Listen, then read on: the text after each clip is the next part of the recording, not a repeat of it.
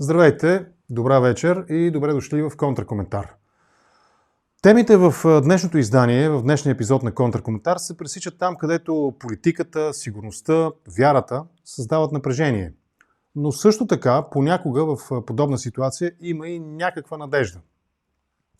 На фона на най-значимия еврейски празник, Йом Кипур, ден в който в Израел общественият живот почти замръзва, милиони вярващи се отдават на традиционните дейности, свързани с религията, пост, молитва, помирение, а вероятно и смирение, световната сцена остава динамична и тревожна.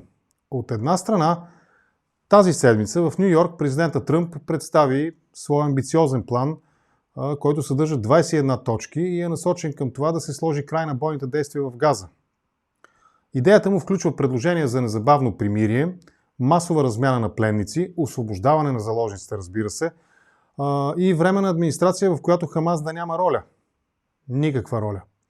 Планът среща широка международна подкрепа от Европейския съюз, разбира се, ключови европейски столици имам предвид също така, включително и някои арабски държави сякаш одобряват и приемат този план.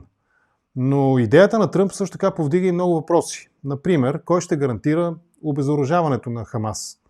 Как ще се организира преходната власт или преходната администрация, преходното правителство? Може ли това да стане без сигурността на Израел да бъде компрометирана или застрашена по някакъв начин? Успоредно с това в Европа пък се случват редица тревожни събития. В Германия, например, бяха арестувани предполагаеми членове на Хамас, които подготвяха сериозен терористичен акт. Говори се за огнестрелно оръжие и какво ли не. В Северна Англия пък пред синагога беше извършено нападение с кола. А в Средиземно море активисти, сред които и наш сънародник, се опитаха да доставят хуманитарна помощ в Газа. Част от флотилията беше спряна от израелския флот, а други кораби продължават пътуването. Така че въпросът с това дали ще успеят да направят доставката, както те твърдят, хуманитарната пратка, остава на този етап нерешен. Всичко това променя работата на дипломатите и как се позиционира по-скоро една мисия тук в София, какви сигнали се изпращат, как се тълкуват международните реакции, какво означава всичко това за хората в България. По тази тема поканих днешния ми събеседник, за да обсъдим как той вижда ситуацията в Израел, как Израел гледа на ситуацията и как се виждат нещата от българска перспектива. Мой гост в този епизод на Контракоментар е Негово превъзходителство, посланика на Израел в България, господин Йоси Леви Сфари. С него ще разговаряме днес. Трябва да уточня, че днешният епизод е на запис. По технически причини беше направен вчера записа. И по тази причина, тъй като новината за задържания наш сънародник от израелските сили все още не беше известна, тази тема просто я няма в разговора. Единствено по тази причина. Още не се беше случило. В днешния епизод обсъждаме колко реалистичен е плана на Доналд Тръмп, какви са възможните гаранции за сигурност, ролята на международния борд евентуално, външните наблюдатели. Това са темите, които обсъждаме и акцентираме също така върху самата организация Хамас. Доколко, ако щете, дори е в рамките на здравия разум да приемем, че те ще се разоръжат. Просто е така. Не на последно място, разбира се, обсъждаме и ролята на България и какво прави, как оценява израелската дипломатическа мисия тук в България ситуацията. Също така обсъждаме и дали България може да има някаква роля в процеса на деескалация и диалог. Това е темата на днешния епизод на Контракоментар. Благодаря ви за това, че сме заедно, благодаря ви за интереса, разбира се ви благодаря за подкрепата, за вашите грантове, както на шега ги наричам за Контракоментар, тъй като благодарение на тази подкрепа Контракоментар стига до вас всяка вечер, буквално всяка вечер, с интересни събеседници по важните теми. Знаете как, няма да ги изброявам. Супер чат, супер тенкс и всичко останало, винаги го има описано в текста под всяко едно видео. Също така искам да благодаря на моите приятели и рекламодатели от културния център G8. Това е център за независимо европейско художествено кино. Ето го техния вебсайт g8cinema.com. Може да го разгледате, да си изберете някои от филмите и разбира се, сте добре дошли в тяхното пространство на улица Гласовата номер 8 в София. Това е един от техните киносалони. Знаете, че може да гледате Контракоментар в програмата на телевизията ВНТ.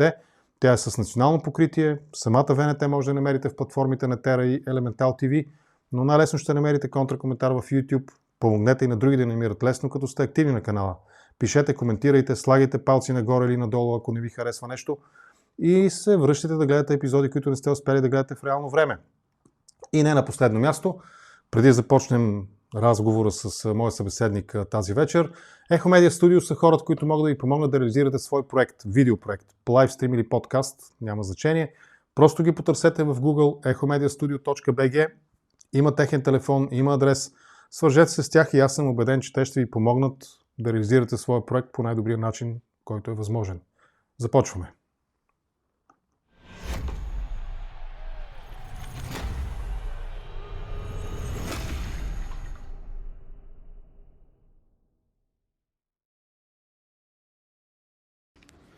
Your Excellency, good afternoon. Thank you for being on my show. Good afternoon. Добър ден, здравейте. As I said in my It's my pleasure. Yes, it's my honor also. As I said in my opening words, we're speaking on the eve of the grim anniversary of Hamas's attack on Israel, and we are going to discuss the prospects for achieving the peace in the region, the peace between Israel and Gaza, so to say. So, Your Excellency, what's your assessment of President Trump's peace plan for Gaza? How realistic it is, and how the proposed ceasefire and hostage release arrangements will work according to you? The first thing to know is I think that we have to emphasize it. War is not a goal. War is a way to achieve goals. You have to set your goals, you have to be clear of what you are trying to achieve, and if you are not clear, the war is endless. The war is not a goal. Now, Israel had to intervene in a military operation in Gaza because of 7 October, and this is something that we have to remember because people tend to forget that. 7 October was a very crucial day to the Jewish people, to the Israelis. More than 1,200 people were killed in this day in Israel, and more than 250 people were kidnapped. And the goals of Israel were set then, and they are more or less the same till today. And the goals are the following. The first goal is, of course, to release the hostages. This is something that is understandable. I don't think that we have to explain it. The second goal is to get rid of the Hamas as a governing power in the Gaza Strip and as a military organization that can jeopardize the security of Israel and actually oppress its own people. Because in the end, yes, we suffer a lot from Hamas, but also the people of Gaza are suffering, and we tend to forget it. We see them victims of the war. No, they are victims of Hamas. And the third goal is to make sure that there will be a process of de-radicalization of the Palestinian population, not only in Gaza, by the way, but also in the West Bank, and that Gaza will be demilitarized. These are the goals of Israel, and they were clear. Now, the Trump plans gives prospects to every and answers to every one of these goals. First of all, the release of the 48 hostages which are still in the hands of Hamas, and then a process in which Gaza will become demilitarized while other forces will enter into Gaza. This gives a very bright future. It gives opportunities. It gives us a way to lead to a peaceful life between Israelis and Palestinians, and this is very positive. Now, question that you ask is another one. You ask me what are the chances that it will be implemented, Yes. Yeah. and I think that we have good prospects, but at the same time we have to be aware of the risks.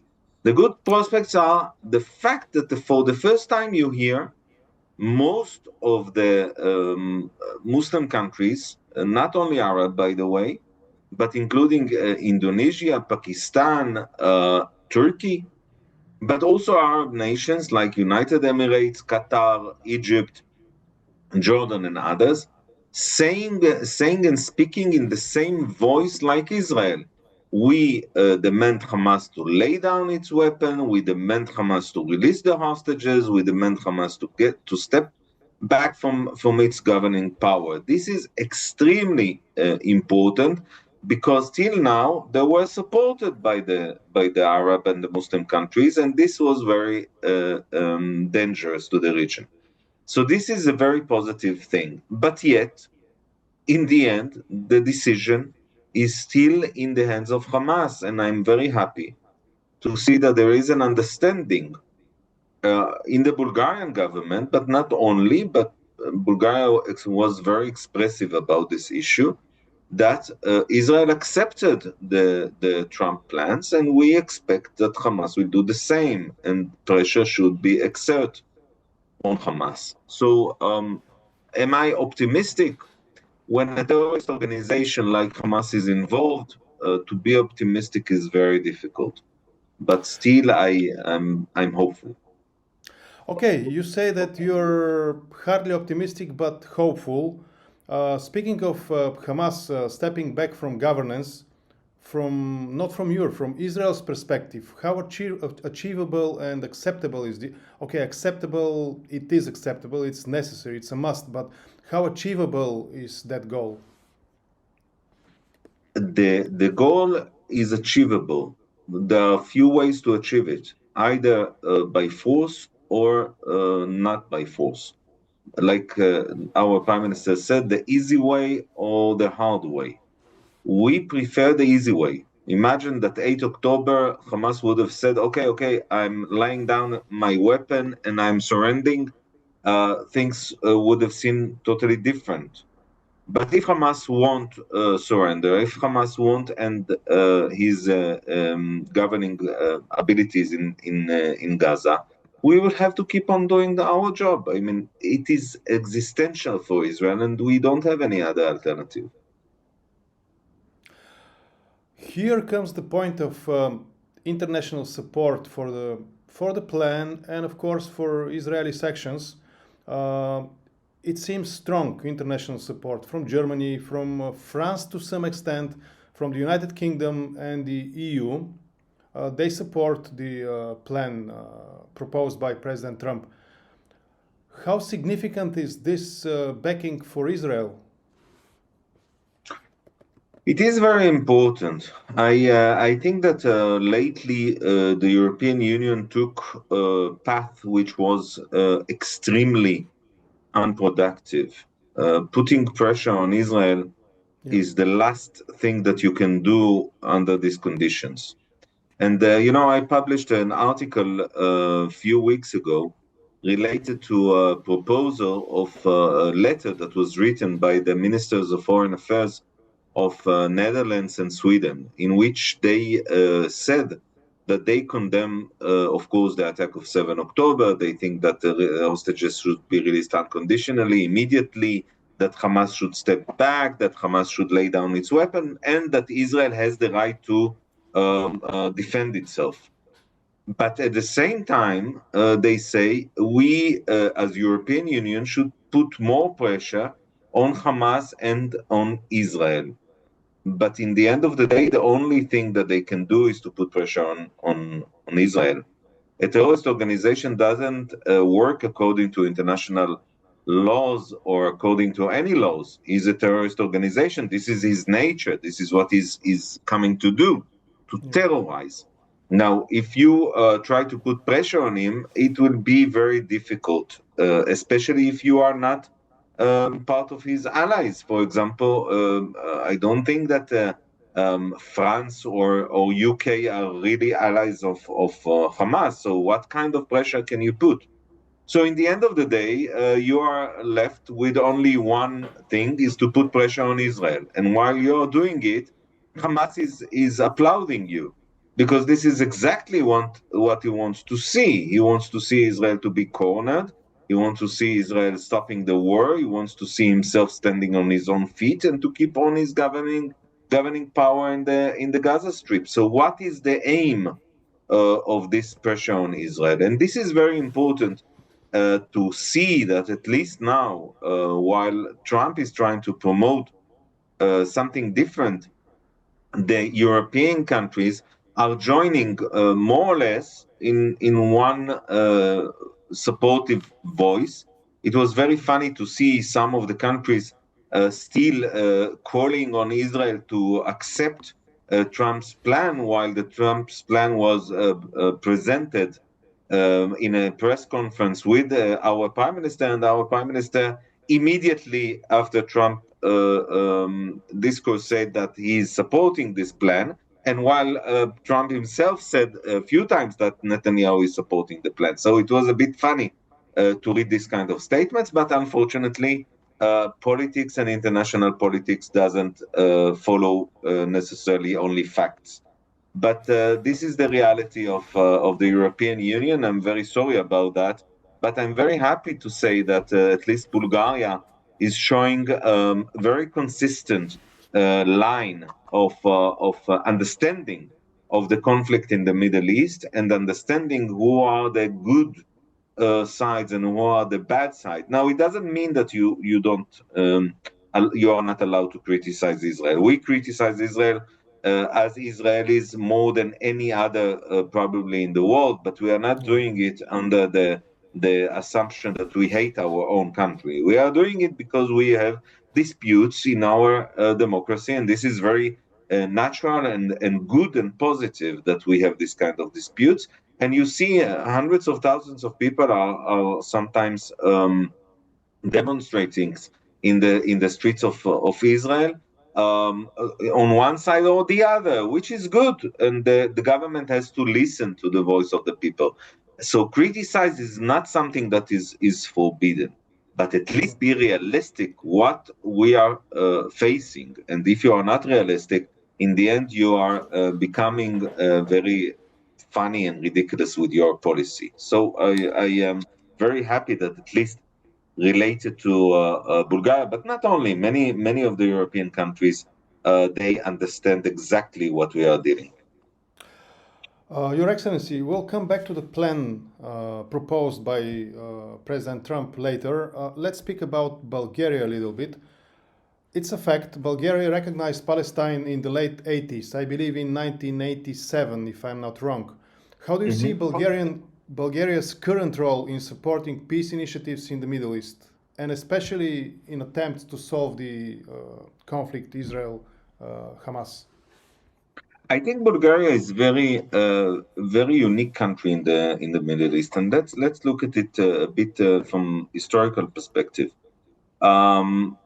Bulgaria is part of the eastern states that joined the European Union from the communist that they were under the communist regime, and for that reason, Bulgaria had very extensive relations with Arab countries during the communism time.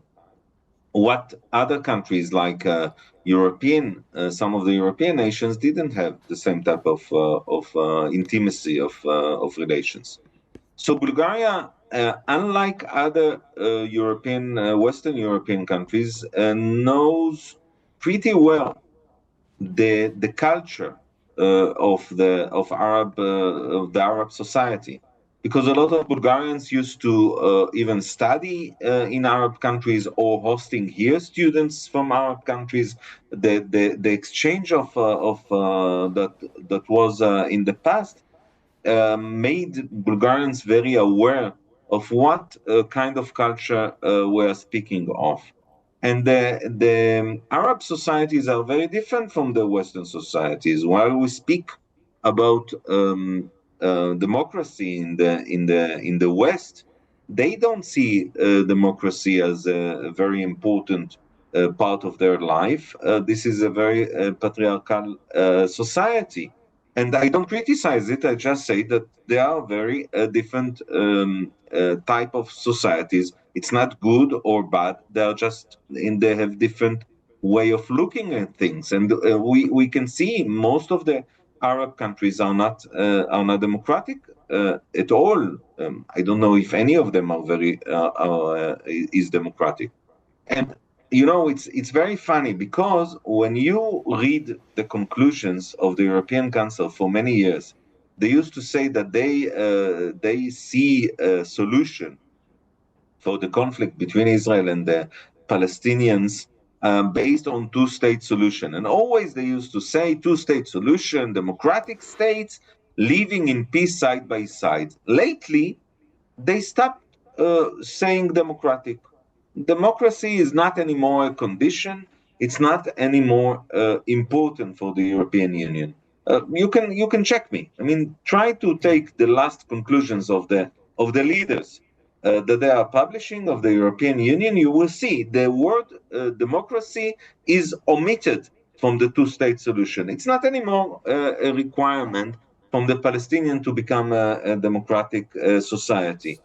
And I think that this is probably because they understood that it doesn't fit the reality.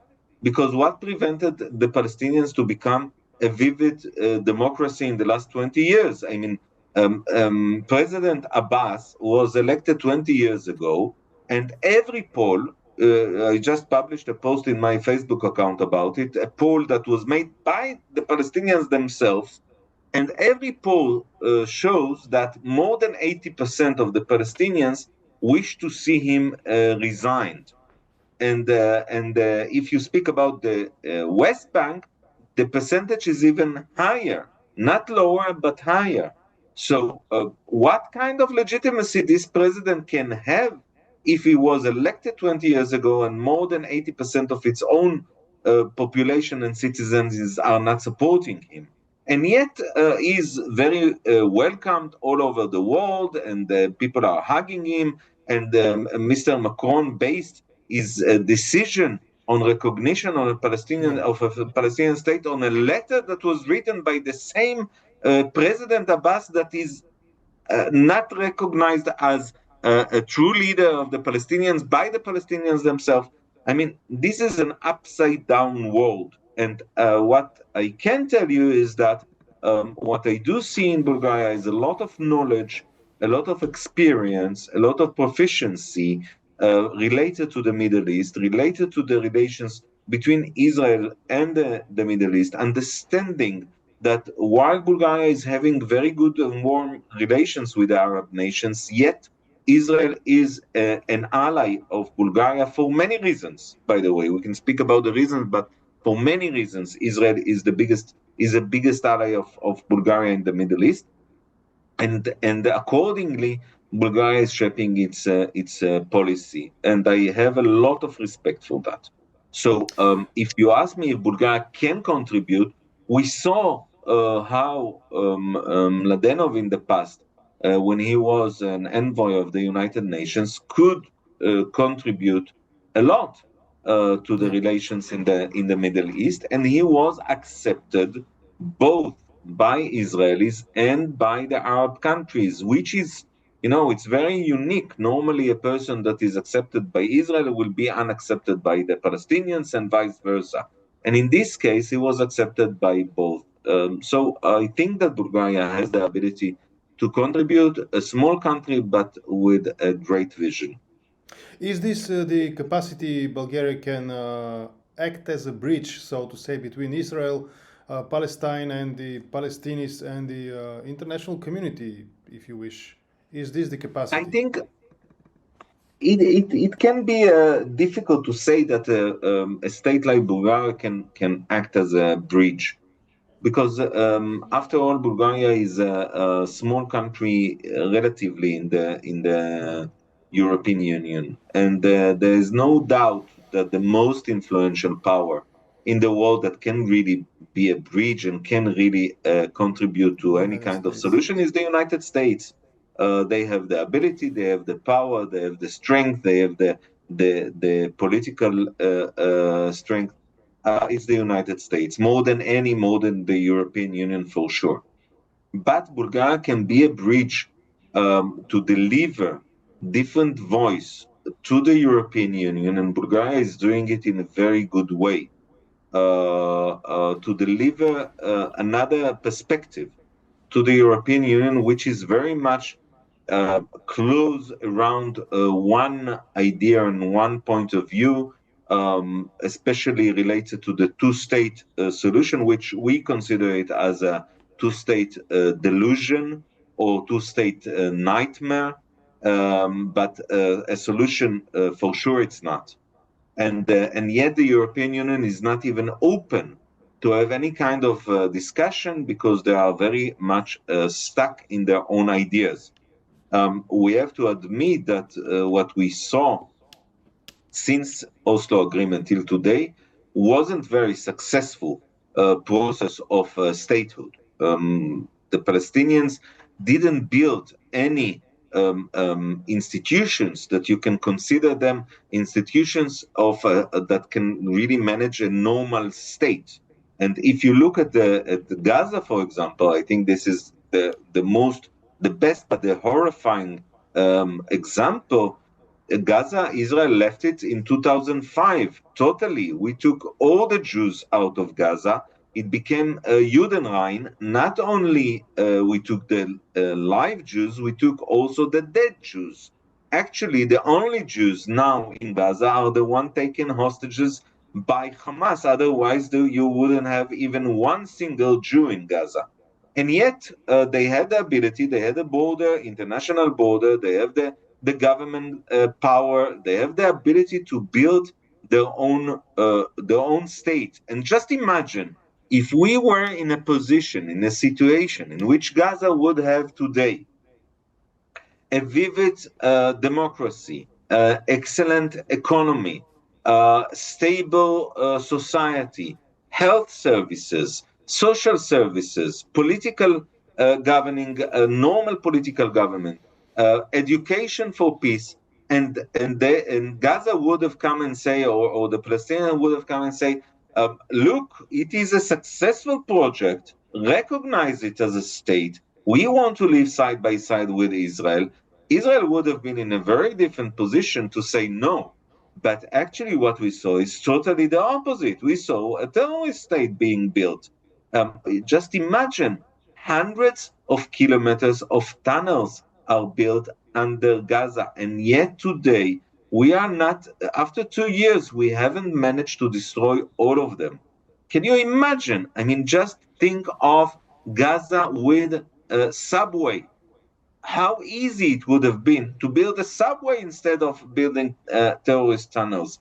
But this is what they decided to dedicate their own funds and money. And this money is, by the way, your money, because we are not financing the European Union, but you, with all the respect, is financing the European Union with your taxes. Instead of using this money to build infrastructure of water in Bulgaria, it is built for infrastructure of tunnels in Gaza. This is outrageous, and I think that the European Union, it's about time for it to put a limit to that and to say, if you keep on educating your children to kill Jews, to annihilate the state of Israel, we are not going to finance not only talks, but as a matter of practice, we are not financing anything which related to education for annihilation of your neighbors. This is a start. Speaking of, as you said earlier, lack of support for the so-called leaders of Palestinian people, and of course that's a quite valid, quite sound argument about European monies being spent for supporting, terrorist activities and organization. That's a fact. I think that nobody can deny that. But still, coming back to the proposed plan by the President Trump, what challenges does Israel foresee regarding the part of the idea is transitional government, and is this a way to Gaza's future sovereignty? When you say sovereignty is a matter of definition. What do you mean sovereignty? If you speak about sovereignty like Bulgaria is sovereign in its own territory, the answer is no.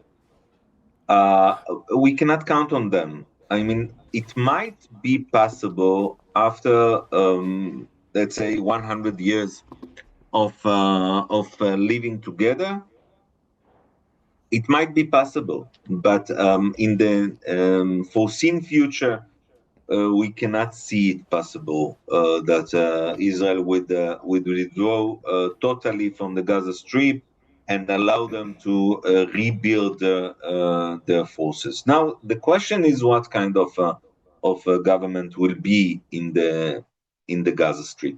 Now, our condition is very clear. We don't accept neither Hamas nor the Palestinian Authority. Now, we don't accept the Palestinian Authority not because of love or dislove of the Palestinian Authority. This is not the issue, but because it is a failed authority. It is a failed government.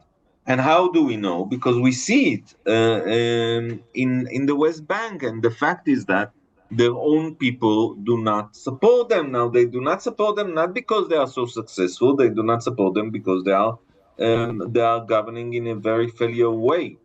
And I will give you a few examples.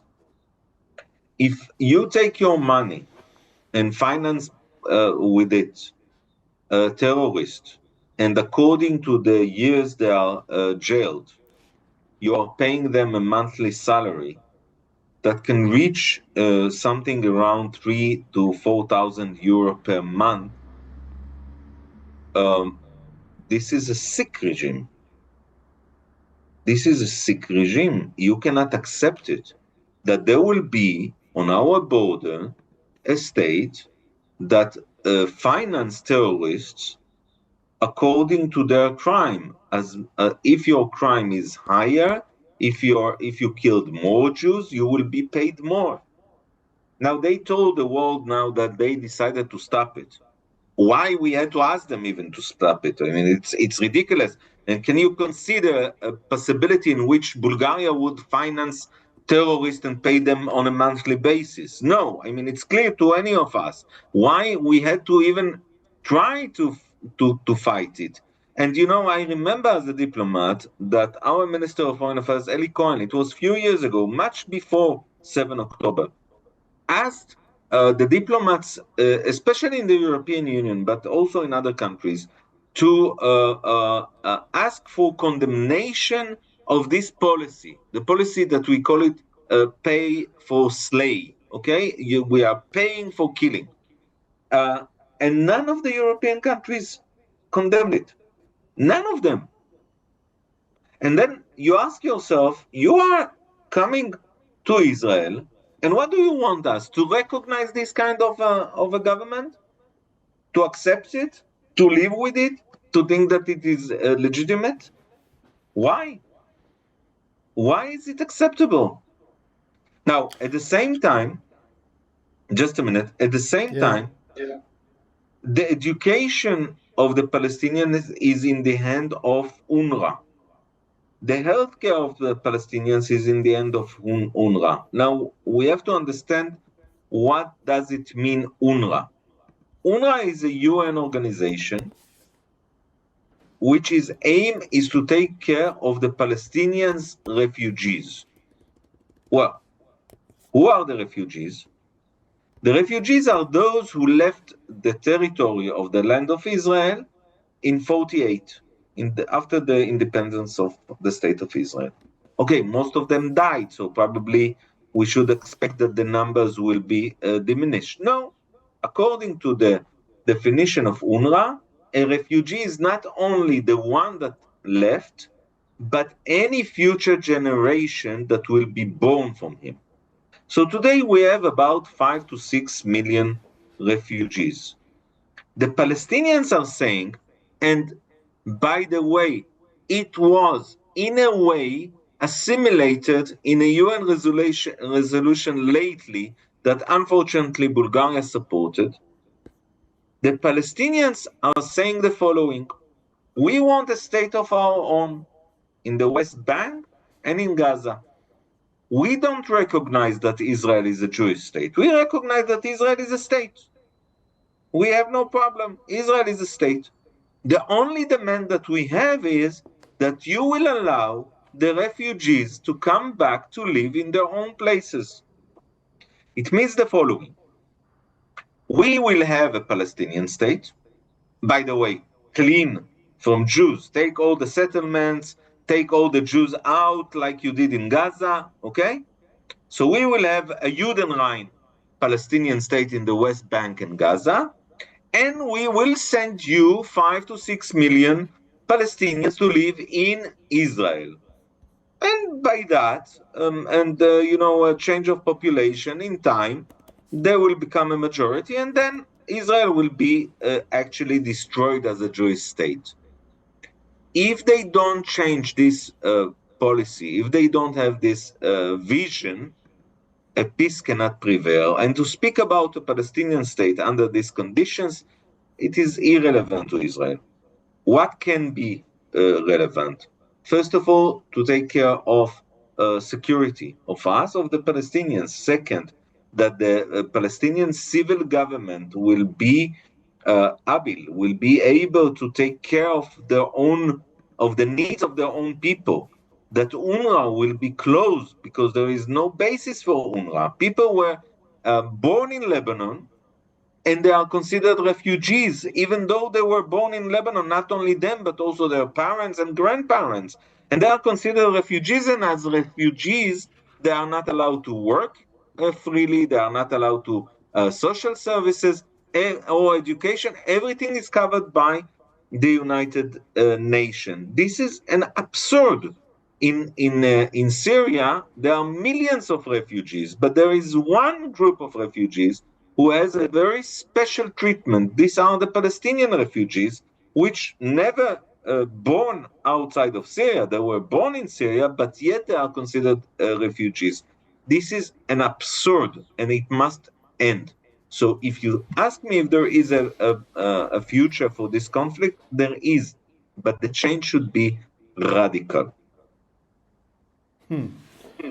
Yeah, I'm trying to grasp, the framework of your vision. I mean, the Israeli state vision about the solution. But let's come back to the reality. The plan emphasizes cooperation with the Arab states.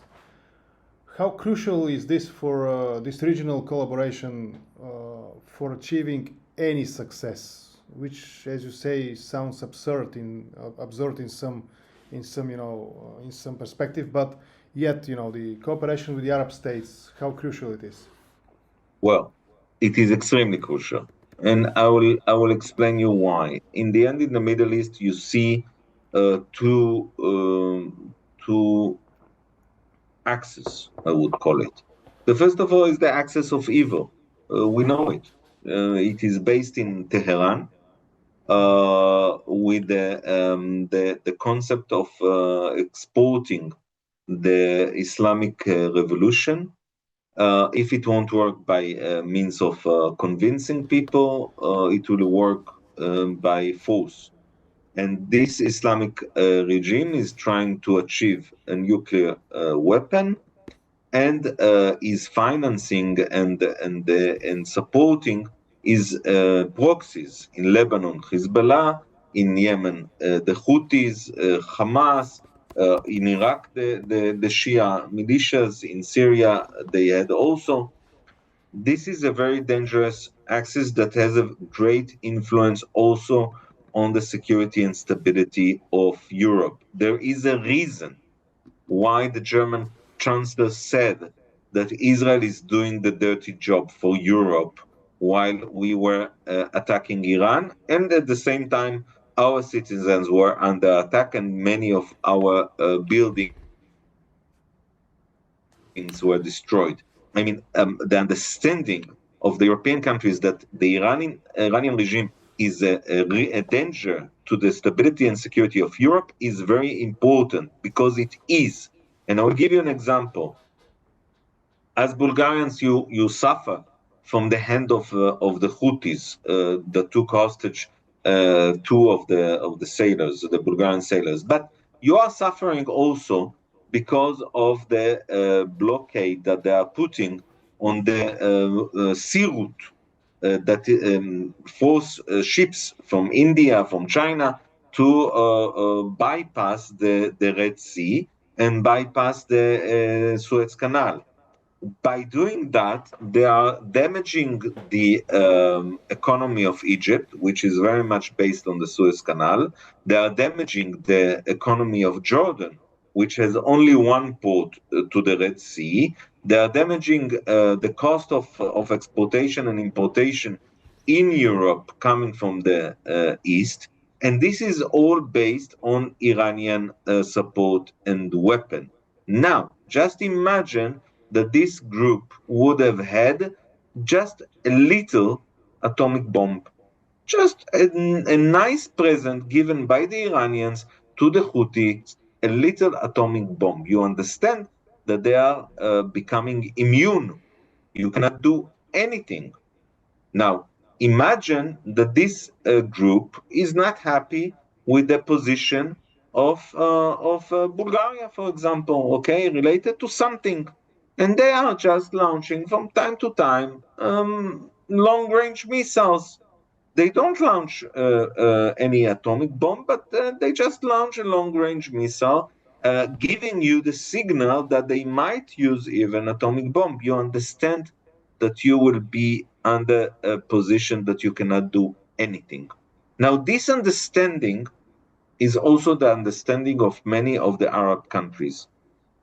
United Emirates understands it, Qatar understands it, Bahrain understands it, Jordan understands it, Egypt understands it, many of Morocco definitely understands it.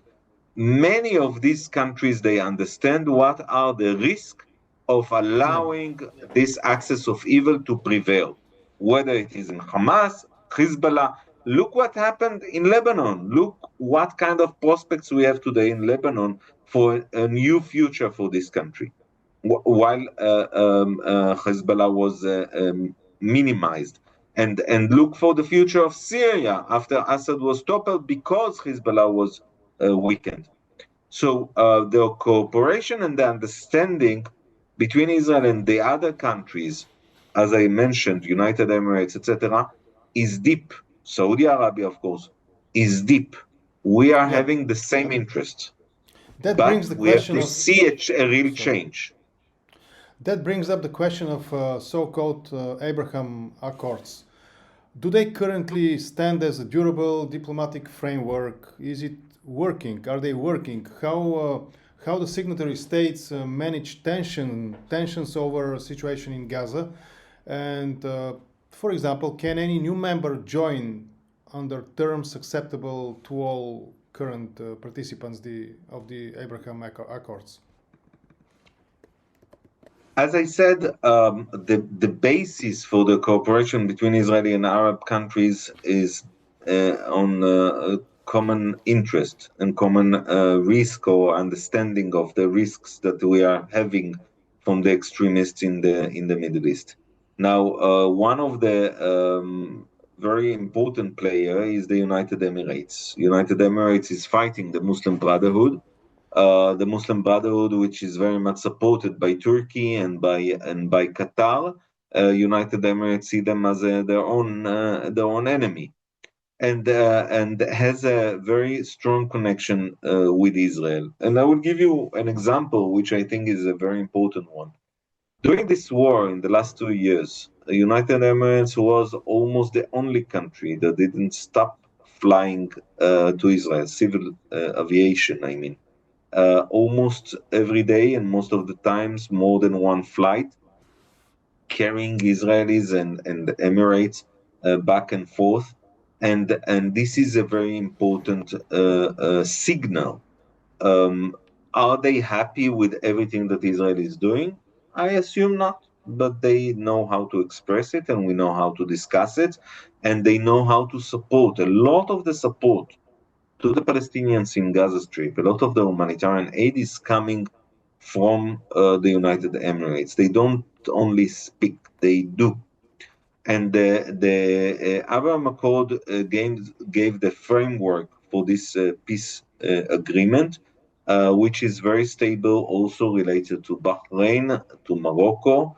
Sudan is a different story because of the internal issues of Sudan itself. Is Abraham Accord is open to other countries to join? Yes, and I believe there will be other countries to join.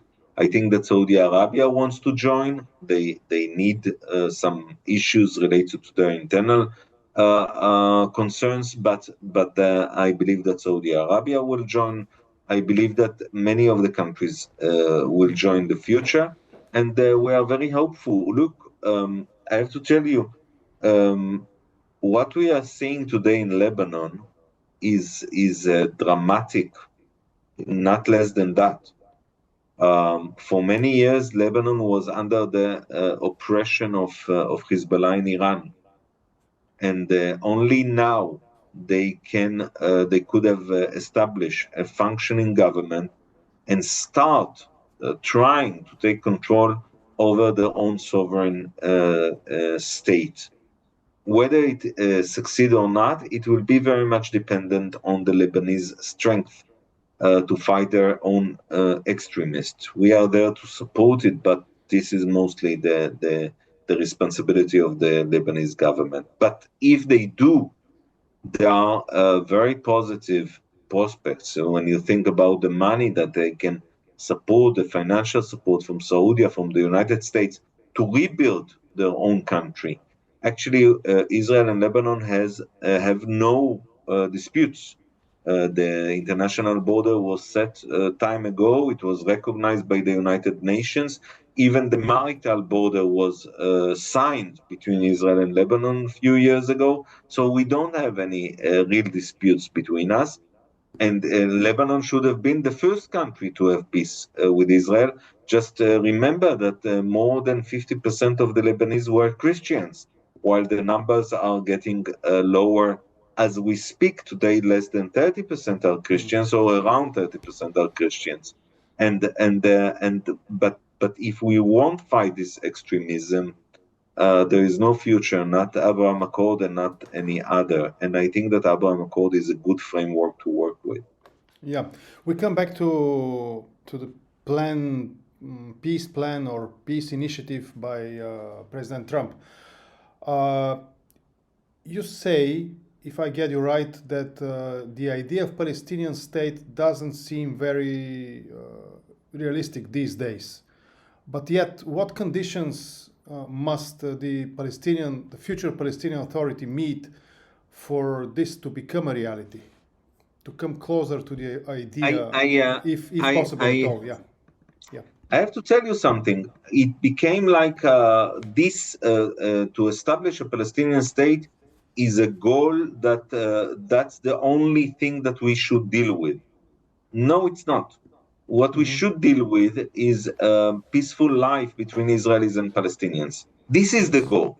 Now let's see what are the ways to achieve it. Okay, a two-state solution is one idea that was very unsuccessful, but still it is a slogan that it's easy for everyone to use. Yes. But it is but if you look at it, it's a project that didn't work.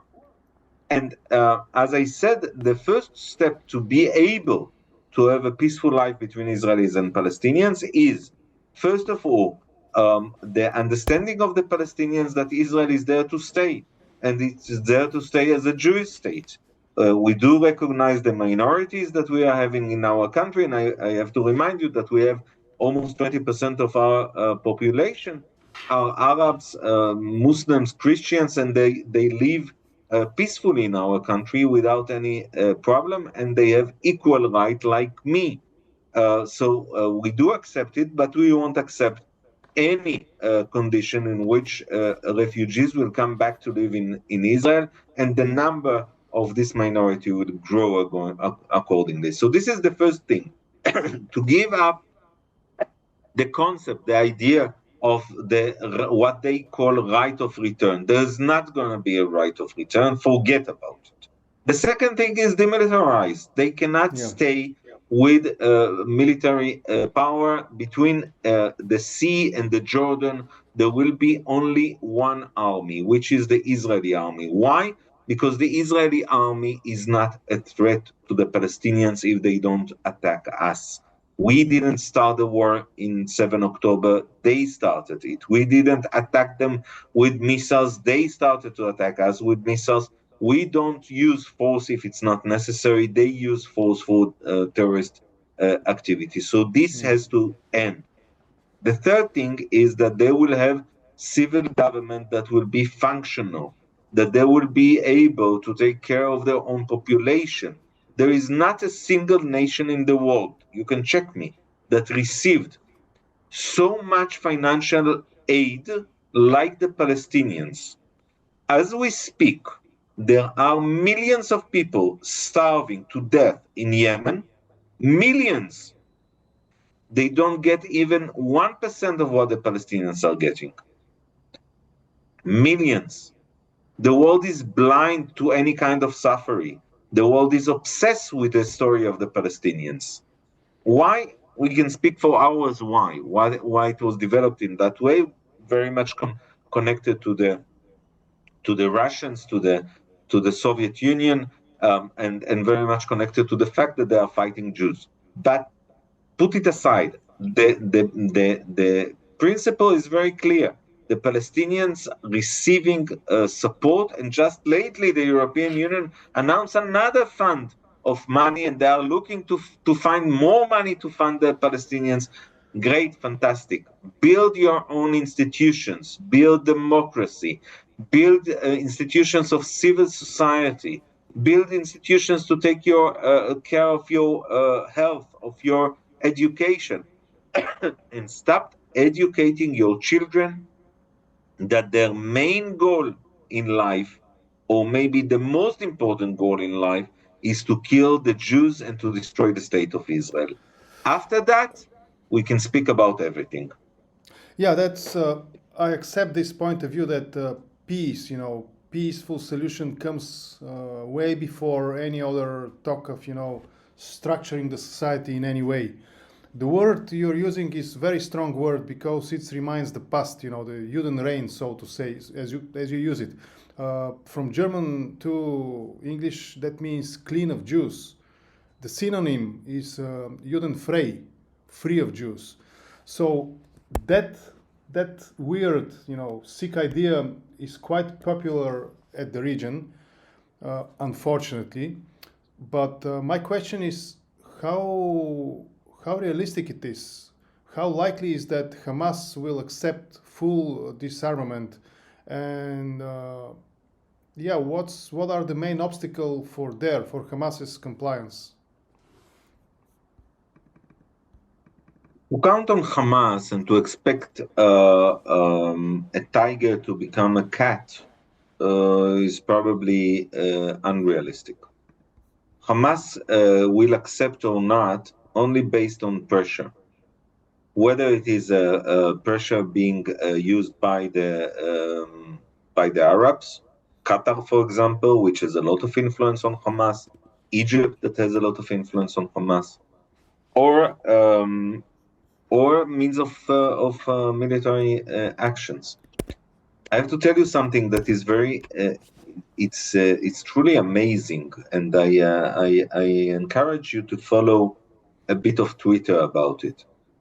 You see all these Palestinian supporters, okay, which some of them are now on the flotilla towards Gaza, that their aim is not really humanitarian aid, it's not really to take care of the Palestinians, because even the Pope suggested them to deliver the aid through Cyprus, through Israel, etc. This is not what they are looking for, and I will be surprised if in any of these ships there is more aid than one truck that enter to Gaza every day in hundreds, number of hundreds by Israel. But this is a provocation, and this is led by Hamas itself. But let's understand these people coming from Western countries,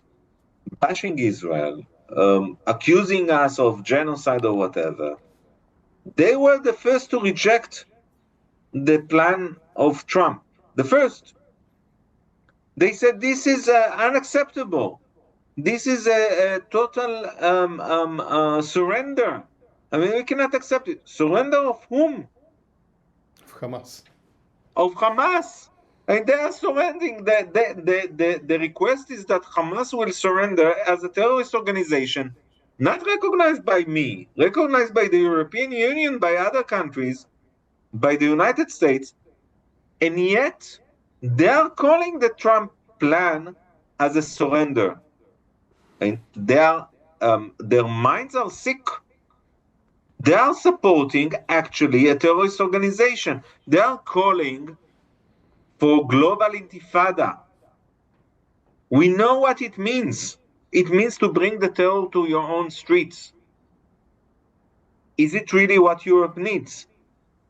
So, if you ask me what are the ways to pressure Hamas, definitely these marginal groups in Europe, very marginal, by the way. They are not the majority. They are very vocal, and they are using academic terror. They are using. They are shutting others' ability to express themselves freely, but they are not the majority. I will give you an example to understand why they are not the majority. If you allow me, if we have enough time. Oh, yeah, of course. Yes, we have. We're fine. You know, there are calls. Bulgaria is not participating in the Eurovision, but this is a very interesting case to look in it. Yeah. Since the war in Gaza started, the calls for banning Israel from the Eurovision were raised. And I remember even the first year in May 24, about 6 to 7 months after the war started, the Irish singer, the Dutch singer, many of those started to call for banning Israel. You heard boo while the Israeli artist performed, and Israel almost didn't get points from the jury. And then came the public, and you saw that the public vote gave Israel in 24 the second place. The amount of votes from all over Europe was such that Israel was second in the public vote. In the end, I think it was third or fourth, I don't remember. In the last year, after 1.5 years of war in Gaza, Israel was the first in the public vote. People paid. It was a paid vote, €1 per vote. People paid to support Israel, okay? And Israel received the highest vote among the public, the highest or the second. You speak about. But just let me finish it. Do it. And then what you see the Prime Minister of Spain immediately after that calling to ban Israel, and they are starting now to push towards it. Is it according to the voice of the public? No, it is not. How do we know? Because they voted. They paid to say with what pockets. they think. Yeah, they voted with their pockets, with their credit cards. Exactly. We don't need it. But it was painful for the Irish government, for the Spanish government, for the Slovenian government to see that their own policy doesn't have the support of the common people in the European Union. They don't hate Israel. They don't think that Israel is the evil. They don't think Israel is the enemy. They don't see Israel as the bad player as we are trying to be presented. And yet we see this kind of policy in those countries. So and then you see the same thing in the universities, for example. They are very vocal. If I will try to speak, not in Bulgaria, maybe also in Bulgaria in some cases, I can expect some issues in some faculties in the Sophia universities. But if I will try to speak in a university in the UK, in Spain, okay, it would be impossible. Not because people don't want to hear me, because of two reasons. Because first of all, I will be attacked, probably also physically, and second, because they will bomb the event, and third, because the other public that wants to hear the Israeli voice won't attend. They are silent. And you see it also in social media. You will see, and I want to discover for you the future, okay? In your own podcast. You will see how this podcast will be attacked, okay? And you will believe that this is a genuine position of Bulgarians hating Israel and the Israeli ambassador. It is not. Yeah, I take the risk. It is manipulation. I take the risk precisely because this conversation and the official, from your mouth, position of Israel is important to be heard also. Because you speak about, please allow me this phrase, you speak about information wars. So this is crucial point also for Israel and for presenting the Israel point of view. What's the right message, according to you, that should be conveyed to the public, general public, Bulgarian public also, all those silent majority which just doesn't want to partake in such a loud and unpeaceful things which you described in one any event you try to participate. You said what will probably happen. So what's the right message to convey, especially if we speak about any hope to achieve peace in the region, in Gaza? First of all, I have to say something. Bulgaria is unique. Yesterday evening, we are talking today, 1st of October, but yesterday evening, there was a match between Hapoel Tel Aviv and Barcelona in basketball. And because Israel is participating in the Euro Cup, we have two teams in the Euro Cup of basketball, Maccabi Tel Aviv and Hapoel Tel Aviv. And they are very successful teams, but because of the war, the Euro Cup decided that the home games will be outside of Israel. In the case of Hapoel Tel Aviv, they chose to play in Sophia, in the arena. And I truly invite the Bulgarian people to join us to this event. It was an amazing event. And while we had some 20 or 30 or maybe less demonstrators outside of the building, calling for the freedom of Palestine. Freedom of what? I don't understand. Maybe the freedom from Hamas. Maybe this is what they wanted to say. I don't know. We had thousands of Bulgarians inside the hall that enjoyed a good basketball. Happily, we also won. But a very good basketball, fantastic atmosphere, peaceful atmosphere. And if you ask me, this is what we want to do. We are good in research. We are good in initiatives. We are good in business. We are good in academy. Israel has a lot of Nobel Prizes, not only in peace, by the way. We have also Nobel Prizes in peace. Remember, Begin and Peres and Rabin, we have enough Nobel Prizes in peace. But we have Nobel Prizes also in economy and chemistry and other. This is what we want to do. Our university, we have three universities. Listen well. We have three universities which are ranked among the 100 best universities in the world. We have a university, Weizmann Institute, ranked 86 in the world. By the way, it's ranking of thousands of universities. Okay, 100 is extremely good. 86 in the world. One of its buildings was attacked by Iranian missile. A research of 20, 30 years of cancer was destroyed. We were close to find more and more medicines that could serve the humanity, not the Israelis. They could serve the humanity. And it was destroyed by a missile of the Iranians. This is the difference between us and them. And while we want to live in peace, we want to develop our country, we want to establish connections with the European Union and, of course, with our best friends, Bulgarians. This is what we wish to have. And, we are in the opening of a new year, the Jewish New Year, and this is what we wish for ourselves and for our neighbors. We wish that we will fight over academic research. We wish that we will fight over science. We wish that we will fight over literature. This is what we want to see. And we cannot do that without destroying radicalism. The radicalism is turning our world upside down, not only in Israel. It is turning the world upside down also in Europe.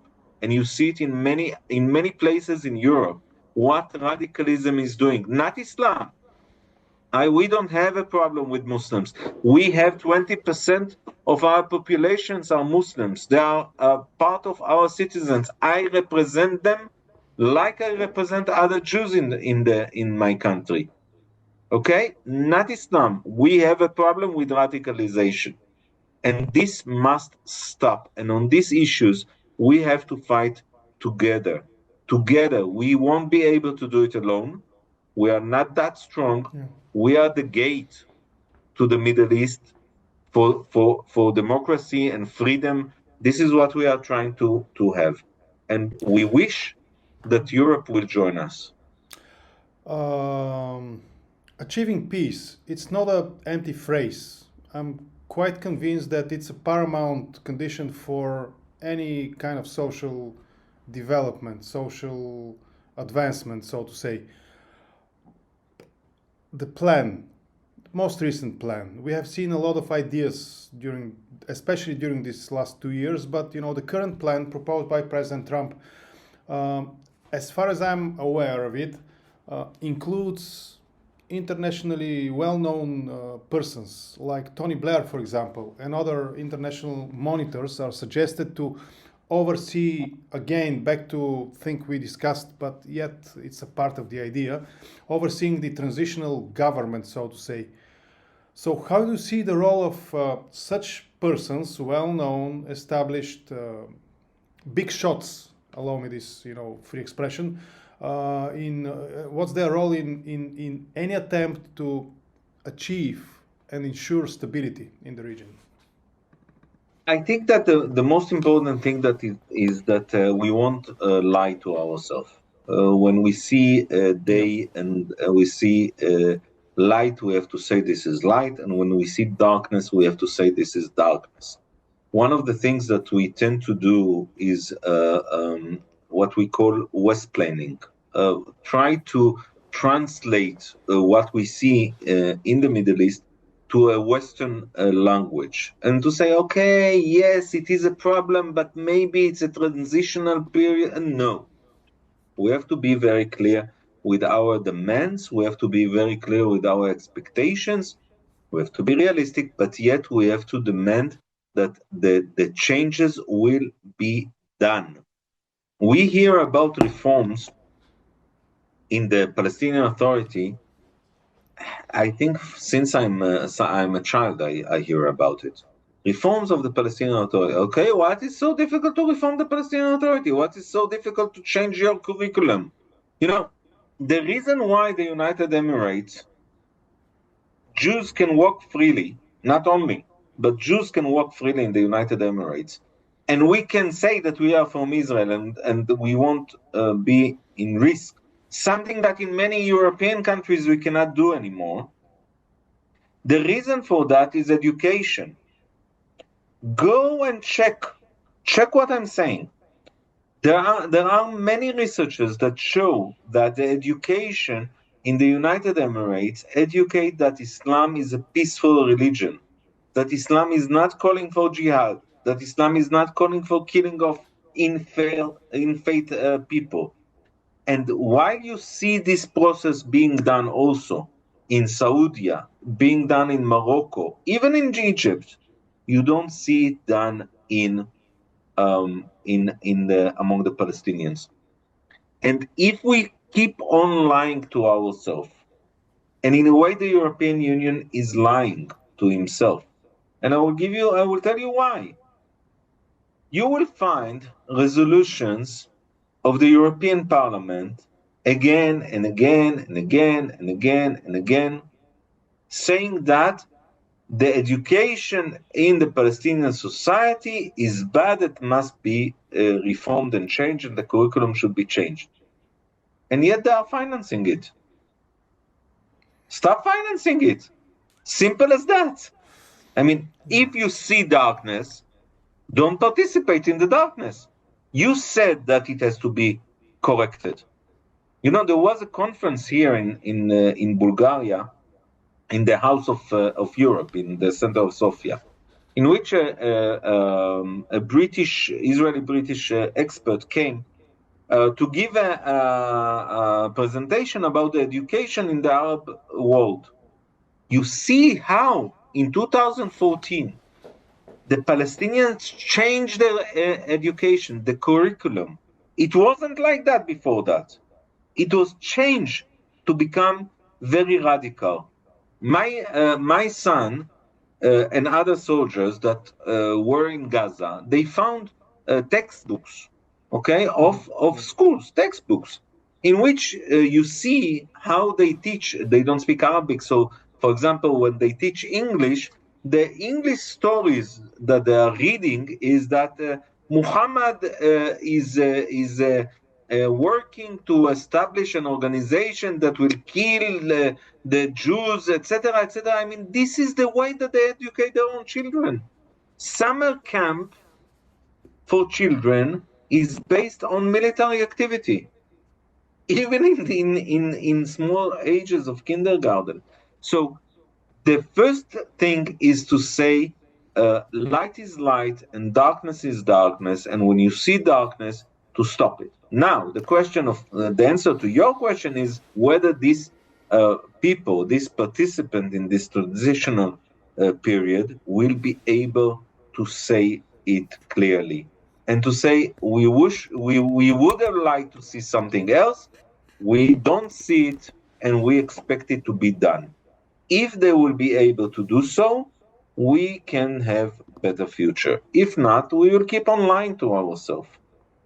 Yeah, lying to ourselves. That's a leading political issue, I believe, for any current, society undergoing any turbulences.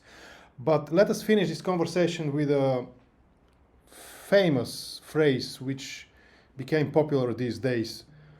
Recognizing Palestinian state is an award to terrorism, to terrorists.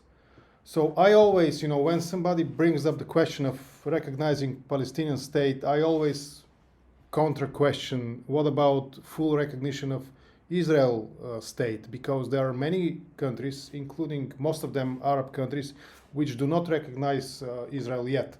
So please elaborate at the end of our conversation about what does it mean, awarding the terrorists by recognizing Palestinian state?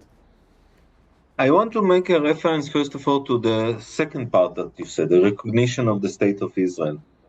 Radan Kanev, a member of the European Parliament from Bulgaria, wrote a long text in his Facebook account in which he said that he didn't support the last resolution of the European Parliament related to Gaza for one single issue.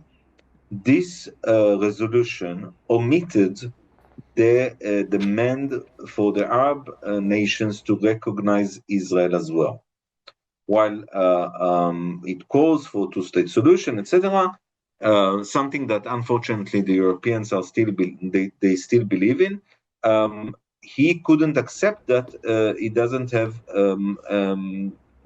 parallel demand to recognize Israel as a Jewish state.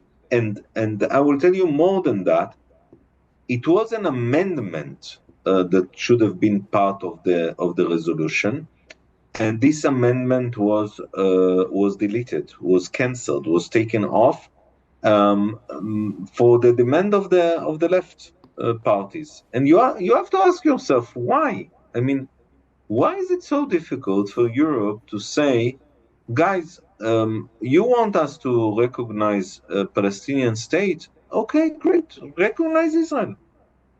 Where was Macron? President Macron used to say, we are bringing a new era by recognizing a Palestinian state. It is based on Saudi French initiative. By the way, he was there in presenting the initiative alone with the Minister of Foreign Affairs of Saudi, and not with the king. But he said, and the demand for recognition of Israel will be part of it. Where is it? Why we haven't seen a recognition from Saudi, from others? So this is a big issue, and you pointed out about it. Now, why is it a reward? Listen, I don't have to explain it. Hamas is explaining it. Hamas, if you are doing something and Hamas is applauding you, you have to ask yourself, did you do the right thing? Yes. Okay? You cannot... Let's be honest about it. We see terrorist organizations all over the world. We have terrorist organizations, okay? We had the PKK, we had the FARC in Colombia, we had the IRA, we had a lot of terrorist organizations. The Basque terrorist organization, we know how terrorist organizations are acting. Now, all the terrorist organizations, they have some kind of a political goal. Right? I mean, the IRA wanted independence, the Basque independence. I mean, every one of them has a goal. Also, Hamas has a goal. But this is the only terrorist organization which his goal is genocidal. The goal of Hamas is full destruction of the state of Israel, ethnic cleansing of the Jews from their own land, and killing of Jews all over the world. This is the only organization which its aim is genocidal. And while we are doing it, Hamas is applauding France. Can you think of something more absurd than that? Do I have to explain why is it a prize for the terror? They explained it by themselves. You have a genocidal organization applauding you for your acts. And you ask me, why is it a prize for the terror? They give the answer. You have to ask yourself whether you want to line with these organizations or not. Now, I don't think that France wants to line with Hamas. I think they are mistaken. I think that the UK made a mistake. Not only me, by the way. The majority of the people in the UK, they think that every poll there showed that the majority was not supporting the recognition of a Palestinian state. I think that Australia made a mistake. I don't think that they believe in the concepts of genocide of the Jews. Not at all. Not at all. Okay? They are just making a mistake. They are misled to think that by that they are supporting to anything good. They are not. They are not. Your Excellency, thank you for raising up your voice on that topic. It's quite important, quite sensitive, and thank you for being on my show and sharing your time with the viewers of my channel. Thank you very much. Thank you for the opportunity. Thank you very much. Thank you.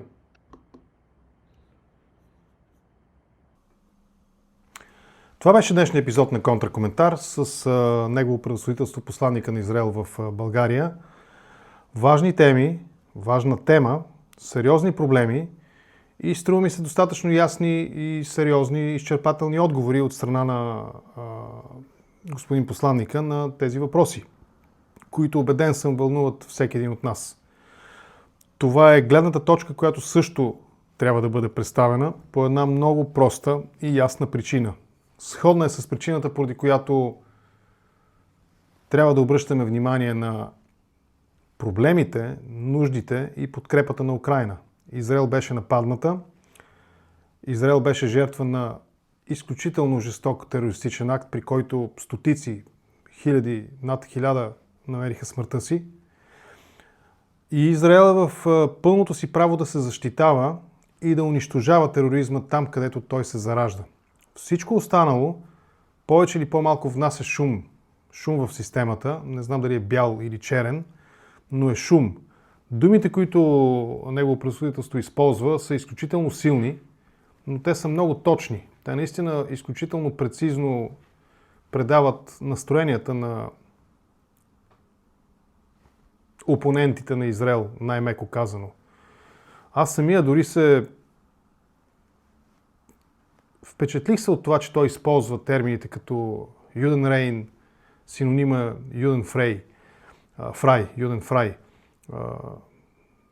Термини, струми са наследени от времето на нацизма.